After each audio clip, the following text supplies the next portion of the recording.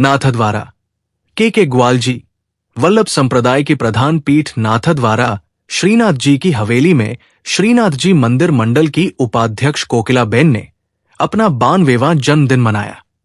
इस अवसर पर पूरे अंबानी परिवार के साथ श्रीनाथ जी के दर्शन कर युवाचार्य गोस्वामी 105 श्री विशाल बावा से आशीर्वाद लिया।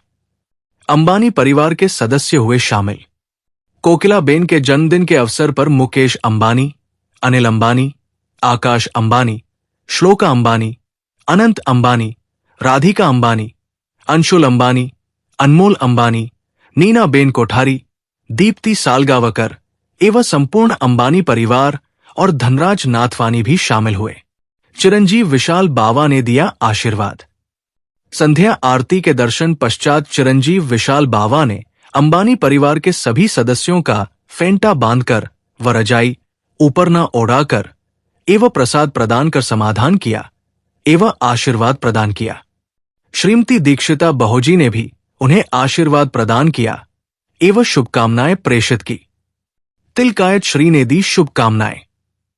इसके साथ ही पूरे परिवार ने गोस्वामी तिलकायत 108 श्री इंद्रदमन जी, राकेश जी, महाराज श्री और श्री राजेश्वरी जी गोस्वामी से वीडियो कॉल पर आशीर्वाद लिया। तिलकायत श्री ने कोकिलाबेन को जन्मदिन पर आशीर्वाद देते हुए शुभकामनाएं प्रेषित की।